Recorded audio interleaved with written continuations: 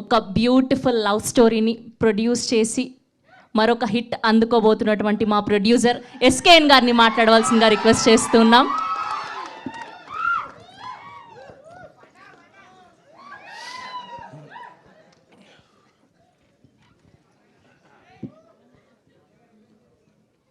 అరిచేది ఉంటే ఇప్పుడు అరిచేయండి, మళ్ళీ స్పీచ్ మధ్యలో అరిస్తే ఫ్లో అవుతుంది.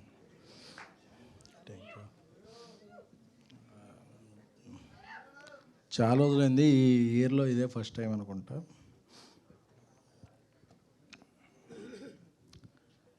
నాకు త్వరగా సినిమాలు తీసేయటం ఆ కాంబినేషన్లో పెద్ద అలవాటు లేదు. 2012లో ఈ రోజుల్లో తీసాం ప్రొడ్యూసర్గా. 2018లో ట్యాక్సీ వాలా చేశాం. 2023లో బేబీ చేశాం. మళ్ళీ 2026లో చెన్నై లవ్ స్టోరీ. మధ్యలో కో ప్రొడ్యూసర్గా అలా బలిబిలమాడే, ప్రతిరోజు పండుగ, మహానుభావుడు ఇవన్నీ చేసిన. నిర్మాతగా నేను ఎందుకంటే ఎక్కువ సినిమాలు చేయాలంటే నాకు భయం. ఎందుకంటే కాంబినేషన్ నమ్మాలా లేకపోతే తెలియదు. నాకు నా బ్రెయిన్లో స్ట్రైక్ అయ్యేది ఒక కథే.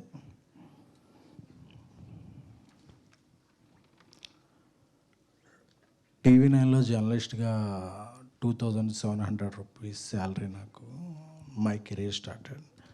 నన్ను ప్రొడ్యూసర్గా చేసిన దర్శకుడు మారుతి గారు,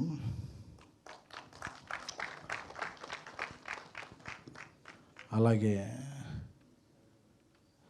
స్విఫ్ట్, ఎస్టీము, ఆల్టో ఈ కార్లే తెలిసిన నాకు బెంజ్ కార్ కొనుక్కునేలా చేసిన డైరెక్టర్ నా చైల్డ్హుడ్ ఫ్రెండ్ సాయి రాజేష్ గారు.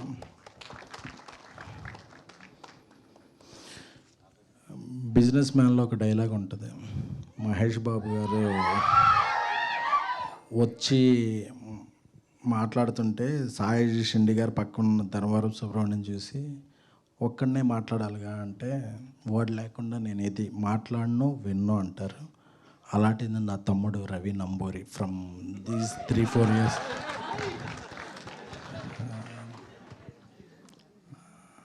అంటే మనం ఎవరి వల్ల ఎదిగామో, మనకు ఎవరున్నారో అది అనేది ఎప్పుడు చెప్పుకోవాలి. ఒక మారుతి, ఒక సాయి రాజేష్, ఒక రవి, వీళ్ళందరూ మై నెక్స్ట్ డైరెక్టర్స్, రాహుల్, వీళ్ళందరి వల్ల నేను ఈ స్టేజ్ మీద ఉన్నాను. కానీ లేకపోతే ఇలాంటి పెద్ద స్క్రీన్లో టికెట్ కొనుక్కుంటా కూడా ఆలోచించే కుటుంబం మాది.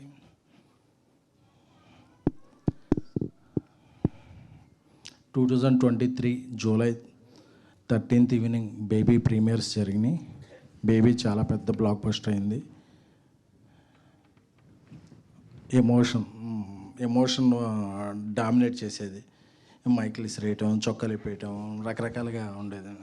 అంటే కోతి కొబ్బరికాయ దొరికినట్టు తెలియదు. ఎప్పుడూ అక్కడ ఉండేవాళ్ళం, మనం ఇక్కడ ఉండేవాటికి ఒక ఫీలింగ్ వచ్చేస్తుంది. తర్వాత ఏ సినిమా తీయాలో తెలియదు. బేబీని రీమేక్ చేయాలనుకున్నాం. దానికి కొన్ని అడ్డంకులు, వేరే లాంగ్వేజ్లో చేయాలంటే అవన్నీ జరుగుతున్నప్పుడు సక్సెస్ఫుల్గా హిందీలో చేస్తున్నాం. Thanks to our director my friend Rajesh గారు. తెలుగులో ఒక సినిమా చేయాలి, అందరూ కూడా ఒక హిట్ అయిన కాంబినేషన్తో చేద్దాం, ఒక పెద్ద ఒక స్టార్ హీరోతో చేద్దాం. ఇయే సజెషన్స్. అప్పుడు ఒకరోజు రాజేష్ గారు ఒక పెంట్ హౌస్లో కూర్చున్నప్పుడు ఈ స్టోరీ చెప్పి ఇది ఎలా ఉందన్నప్పుడు నాకు బాగా స్ట్రైక్ అయింది. ఈ సినిమా చేద్దాం ఉండాలి. నెక్స్ట్ మన ఇద్దరం అంటే తను డైరెక్టర్గానే కాకుండా ప్రొడ్యూసర్గా, అంటే ఇక్కడ రాజేష్ గారు గొప్పతనం చెప్పుకోవాలి. ఒక సినిమా పెద్ద బ్లాక్ బస్టర్ అయిన తర్వాత ఆ సినిమా ప్రొడ్యూసర్తో చాలా తక్కువ మంది డైరెక్టర్లు జర్నీ చేస్తారు. ఎందుకంటే వాళ్ళకి అంతకు మించిన ప్రొడ్యూసర్లు ఉంటారు, అంతకు మించిన ప్రొడక్షన్ హౌస్లు ఉంటాయి, అంతకు మించిన ఆఫర్లు ఉంటాయి, ఎన్నో ఉంటాయి.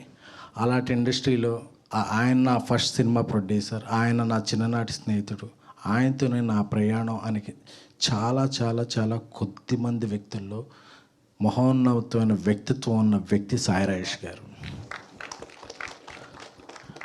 అంటే ఆయన డబ్బులకి దీనికి ఈజ్ కాదు, నా ఫ్రెండ్ అని. సో ఆయన ఈ కథ చెప్పినప్పుడు చాలా బాగా నచ్చింది. ఇదే మనం చేద్దాం అన్నప్పుడు ఎవరిని డైరెక్టర్గా పెడదాం అన్నప్పుడు, ఎందుకంటే ఆయనకి చాలా పర్టికులర్గా ఉంటుంది. ఆయన కథ ఎవరన్నా డైరెక్ట్ చేసేటప్పుడు అది ఎవరు డైరెక్ట్ చేస్తారు, దాన్ని ఎలా తీసుకెళ్తారు, తీసుకెళ్ళిన తర్వాత ఆయన నేమ్ ఎలా క్యారీ చేస్తారు, ఆయనతో ఎలాగ రిలేషన్లో ఉంటారనేది చాలా ఇది ఉంటుంది. ఆయన నోటి నుంచే వచ్చిన ఫస్ట్ నేమ్ మన రవి అయితే బాగుంటుంది కదా. ఎందుకంటే బేబీ సినిమాలో చిన్న చిన్న కొన్ని లాస్ట్లో జూలై 14th రిలీజ్ చేయాలంటే మాకు రవి వచ్చి హెల్ప్ చేయడానికి, అంటే ఒక చిన్న సాయం చేసినోడు కూడా, అంటే చాలామంది డైరెక్టర్లకి వాళ్ళ డైరెక్షన్ డిపార్ట్మెంట్లో పేర్లు కూడా గుర్తుండవు, బట్ ఒక చిన్న సాయం చేశాడని రవి మంచి రైటర్ కదా, మీతో చాలా ఇయర్స్ నుంచి ట్రావెల్ అవుతున్నాడు, మనం డైరెక్టర్ని చేద్దాం అనే ఫస్ట్ డెసిషన్ రాజేష్ గారిది. నాకు నా తమ్ముడి పేరు ప్రపోజ్ చేసినప్పుడు నాకు అసలు చాలా ఆనందం వేసింది. డన్ రవి నువ్వు చేద్దాం అంటే, రవి వెంటనే అన్నా మీరు ఇది కొద్దిగా పెద్ద సినిమా ఎలా అయ్యేలా ఉంది, అది ఓకే అని చెప్పాడు. బట్ రవి పొటెన్షియాలిటీ తెలుసు, he's very superior writer. And తనకి ఒక ఈ రోజుల్లో biggest degree is common sense. తనకి అది చాలా బాగా ఉంది. అంటే ఏ సీన్ ఎలా ప్రొజెక్ట్ చేయాలి, ఏ హీరోని ఏ హీరోయిన్ని ఏంటి అనే చాలా చాలా చాలా చాలా తనకి సినిమా మీద చాలా గ్రిప్ ఉన్న వ్యక్తి. సాఫ్ట్వేర్ జాబ్ చేసుకుని ఒక 7-8 years నుంచి సాఫ్ట్వేర్ జాబ్ని పక్కన పెట్టి నా క్రియేటివ్ ఫీల్డ్లో ఉండాలి అని చెప్పి 2017-18 నుంచి మాతోనే ట్రావెల్ అవుతున్నాడు రవి. అలాగా ఈ సినిమా కథ రూపాంతరం చెందింది. ఎలా చేయాలి, ఏం చేయాలి, హీరోలు ఎవరు, కాంబినేషన్లు ఇవన్నీ అనుకున్న తర్వాత ఒకరోజు పుష్ప లాస్ట్ సాంగ్ రిలీజ్ అనుకుంటా, నేను చెన్నైలో ఉన్నాను. రాజేష్ గారు వెళ్ళారు కిరణ్ గారికి నేరేషన్లో. అప్పుడే కేరామ్ మంచి సక్సెస్ అయింది, కా మంచి సక్సెస్ అయింది. సక్సెస్ తర్వాత కిరణ్ గారి డేట్ల గురించి చాలామంది ప్రొడ్యూసర్లు, ప్రొడక్షన్ హౌస్లు ఇది ఉన్నప్పుడు ఈ కథ విని ఆయన వితిన్ 1.5 hour 1 hour మనం చేస్తున్నాం భయ్య అని చెప్పి, ఎందుకంటే ఈ కథలో చాలా డెప్త్ ఉన్న కథ, చాలా హానెస్టీ కథ, అంటే చాలా లేయర్స్ ఉన్న కథ. ఆయనలో మాత్రం ఏ లేయర్స్ లేదు, ఒకటే లేయర్, మంచి కథ చేయాలి, మంచి సినిమా చేయాలి. వెంటనే ఓకే చేశారు. నాకేంటంటే కిరణ్ గారిలో ఆ వ్యక్తిత్వం నాకు బాగా నచ్చింది. ఎందుకంటే ఆయన ముందు నా స్నేహితుడు ఒక సినిమా చేశాడు వినరో భాగ్యంలా, అప్పుడు కొంత పరిచయం ఉన్నప్పటికీ ఆయన వెంటనే ఈ కథలో ఉన్న పొటెన్షియాలిటీని, డెప్త్ని ఆకలింపు చేసుకుని వెంటనే ఓకే చెప్పడం నాకు చాలా నచ్చింది. అలాగే ఈ సినిమాకి చాలా చాలా మ్యూజికల్ ప్రజెన్స్ ఉంటుంది. రాజేష్ గారు రాసే ఏ స్క్రిప్ట్కైనా చాలా మ్యూజికల్ డెప్త్ ఉంటుంది. ఎవరి మ్యూజిక్ వెళ్దాం అన్నప్పుడు ఒకరోజు రాజేష్ మణిశర్మ గారు అయితే మణిశర్మ గారు అంటే నా కాలేజీ రోజులు గుర్తొచ్చాయి. అప్పట్లో చిరంజీవి గారి పాటలు రిలీజ్ అయినప్పుడు రాత్రి 2-2:30కి మేము వెళ్ళి బస్ స్టాండ్లో వెయిట్ చేసేవాళ్ళం. ఆ కార్టూన్స్ వస్తే అవి తీసుకుని వెంటనే ఆ బస్ స్టాండ్లో ఉన్న పాన్ షాప్లో అది ప్లే చేసేవాళ్ళం. పొద్దున్నే 9ంటికి అన్ని షోరూమ్స్ తెరుస్తారు, కానీ రాత్రి అంటే మా ఫ్యాన్స్ జీవితం ఎలా ఉండేదంటే రాత్రి 2-2:30కి అది ఏ ఫ్యాన్ అయినా సరే, చిరంజీవి గారి ఫ్యాన్ అవన్నీ, బాలకృష్ణ గారి ఫ్యాన్, నాగార్జున, వెంకటేష్ ఎవరి ఫ్యాన్ అయినా సరే రాత్రి 2-2:30కి మ్యూజిక్ స్టోర్స్లోకి వచ్చే క్యాసెట్స్ బస్ స్టాండ్కి వస్తే అదొక క్యాసెట్ తీసుకుని ఆ స్టోర్లో ప్లే చేస్తే అప్పుడు ఆహా అనేది. అప్పుడు మణిశర్మ గారు నేను ఫస్ట్ విన్న పాట సారీ సారీ సారీ అని బావగారిలో ఉన్న, సార్ థ్యాంక్ యూ మీరు సారీ అన్నారు, కానీ అప్పటి నుంచి ఇండస్ట్రీ మీకు థ్యాంక్ యూ సార్. నాకు మణిశర్మ గారు అనగానే నాకు బల్బులు పగిలిపోయినాయి. ఇదేంటి మనం అప్పటి నుంచి ఆయనకి ఇది ఆయన సినిమా మనం చేస్తామా, ఆయన పేరు మణిశర్మ మ్యూజికల్ అని ఉండగా నేను ఎప్పుడో చూశాను పెద్ద పెద్ద ప్రొడ్యూసర్లు వాళ్ళు ఉండగా మన పేర్లు ప్రొడ్యూసర్గా పడతాయా అని చెప్పి. ఎందుకంటే మణిశర్మ గారు ఈజ్ ద ఓన్లీయో తెలీదు one of the what ever music director. ఆయన సాహిత్యం వినపడేది, ఆయన సన్నిహిత్యం కనపడేది మ్యూజిక్తో, పదాలు అన్నీ వినపడేవి, డ్రమ్స్ బీట్లకి. అంటే మా కాలేజ్ హుడ్ అంతా కూడా ఆయన పాటలకి డ్యాన్స్లు వేసుకోవటం 50 రోజు సెకండ్ షోలో, 100 రోజు సెకండ్ షోలో, మార్నింగ్ షో, బెనిఫిట్ షోలో గడిచిపోయింది. అలాంటి ఒక లెజెండరీ మ్యూజిక్ డైరెక్టర్ మన సినిమాగా చేస్తున్నారంటే చాలా ఎగ్జైట్మెంట్ అది. ఎందుకంటే ఆయన ఏం చేస్తారు అంటే చేస్తారా లేదా ఏంటి అని చెప్పి అందరూ ఆయన మణి శర్మ గారు అంటారు, కానీ మాకు హీజ్ మణి గాడ్.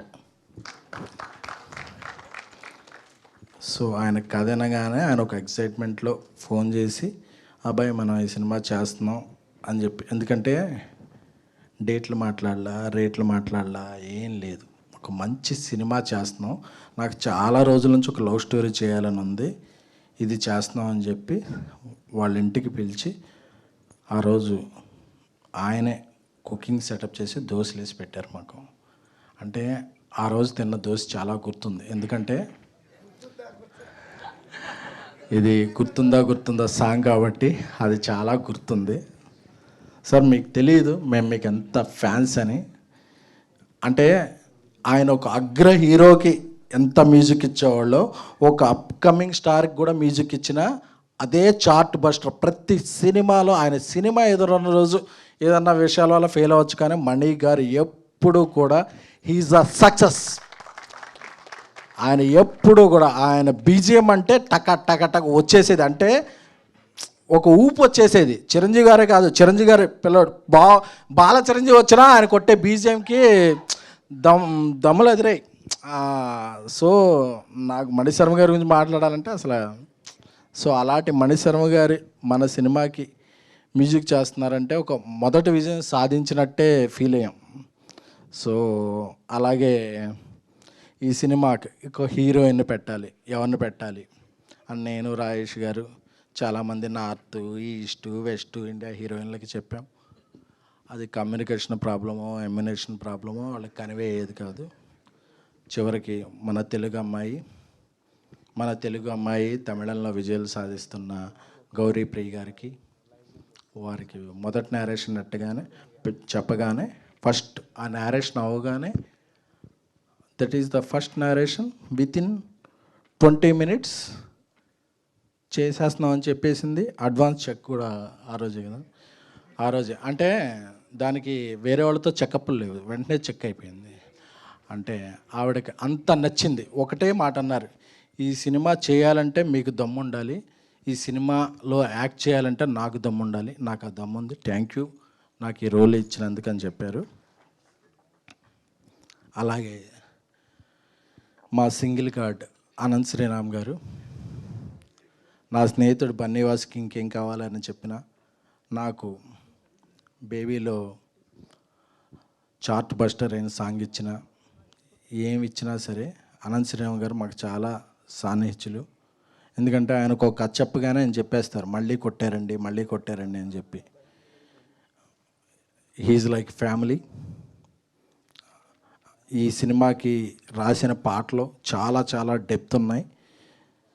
అంటే అందరికి కూడా ఒక ఎగ్జైట్మెంట్ ఉంది ఈ సినిమా గురించి. ఏంటంటే ఒక హానెస్ట్గా సినిమా తీసినప్పుడు మాత్రమే ఆ ఎగ్జైట్మెంట్ రిఫ్లెక్ట్ అవుద్ది. సో మీరు చూసే ప్రతి ఫ్రేమ్లోనూ ఎగ్జైట్మెంట్ ఉంటుంది, ప్రతి సీన్లోనూ ఎగ్జైట్మెంట్ ఉంటుంది, ప్రతి డైలాగ్లోనూ ఎగ్జైట్మెంట్ ఉంటుంది.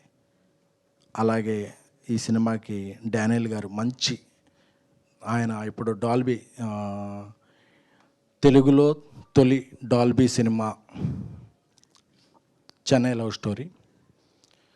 ఎందుకంటే డాల్బీ సినిమాస్లో చేయాలంటే చాలా ఖర్చు అవుద్ది, అంత ఖర్చు అవ్వాలంటే ఒకరోజు రాజేష్ గారు డాల్బీ సినిమాస్లో చేస్తే ఎలా ఉంటుంది అని అడిగారు. అడిగితే బాగా ఖర్చు అవుద్ది కదా అన్నాం. బట్ లేదు, మనం చేద్దాం అన్న. ఒకటే స్క్రీన్ ఉంది 2 స్టేట్లో, ఒక్క స్క్రీన్ గురించి మనం ఇంత చేద్దామా అండి. రేపు స్క్రీన్స్ పెరగచ్చు, లేదా ఓటీటీలో చూసినప్పుడే ఈ క్వాలిటీ చూడొచ్చు అన్నారు. అప్పుడు అన్నప్పుడు నాకు ఐకాన్ స్టార్ అల్లు అర్జున్ గారి మాటలు గుర్తొచ్చినాయి. ఈ స్క్రీన్స్ పెట్టింది మేము లాభం గురించి కాదు, ఇండస్ట్రీ నుంచి ఏదైనా తిరిగి ఇవ్వటానికి అని చెప్పి. అప్పుడు నాకు అనిపించింది, బేబీ తర్వాత మనం తీసే సినిమా క్వాలిటీగా ఉండాలి, కానీ మనం ఏదో టికెట్ రేట్లు పెంచేసుకుని అలా లాభం గడించుకోవటం కాదు, ఒక సినిమాకి ఏదన్నా మనం పెట్టాలి అని. సో ఈ రేంజ్ సినిమాలకి డాల్బీ సినిమా అనేది చాలా ఇది. బట్ ఈ సినిమాని డాల్బీ సినిమాలోనే చేస్తున్నాం, ఎందుకంటే సినిమా అనేది మాకు ఫ్యాషన్ కాదు, ప్యాషన్. సో అందుకని చెప్పి ఈ సినిమాని డాల్బీ సినిమాలో చేస్తున్నాం. మీరు ఆ విజువల్స్ ఎంజాయ్ చేయొచ్చు. అలాగే ఎడిటర్ సంతోష్ నాయుడు గారు,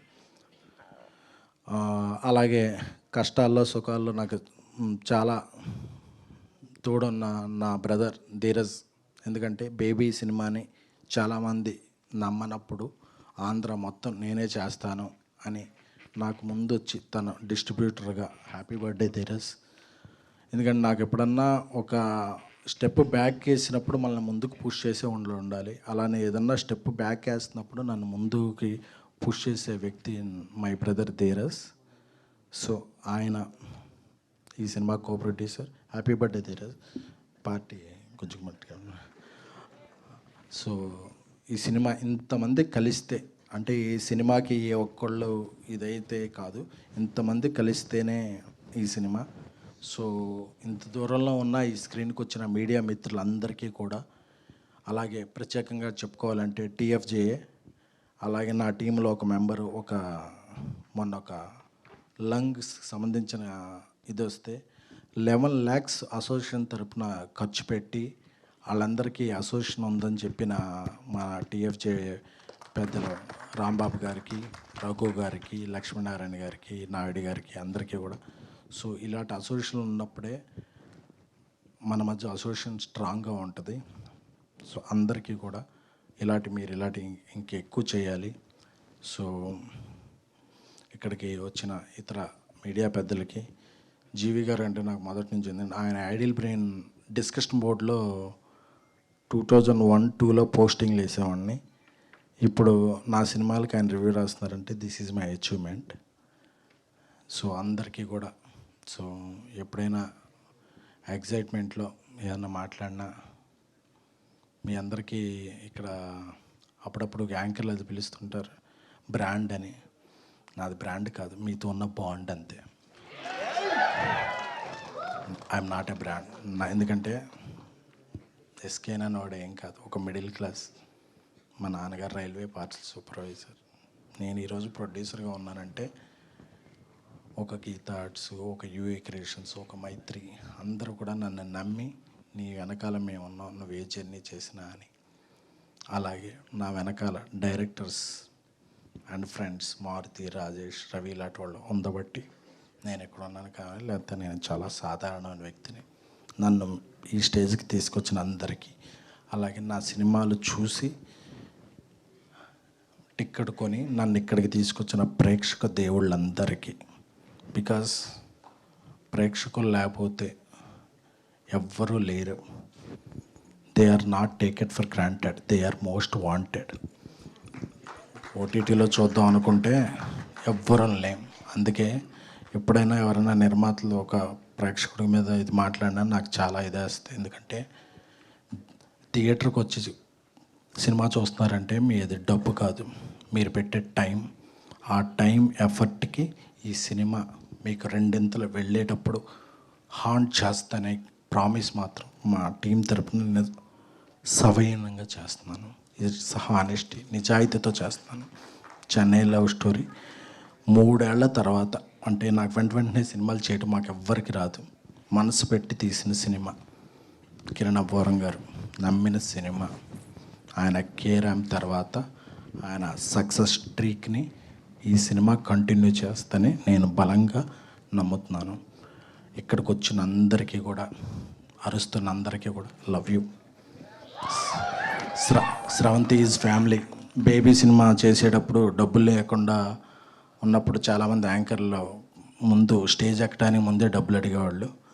ఆవిడ లేదండి, మీ దగ్గర డబ్బులు లేవు కదా, మీకు సినిమా హిట్ అయితే ఇవ్వండి అని చెప్పి ఫ్రీగా నాకు ఒక 5-6 అంటే మనకేమీ లేనప్పుడు ఎవరున్నారో వాళ్ళని మాత్రం మర్చిపోకూడదు.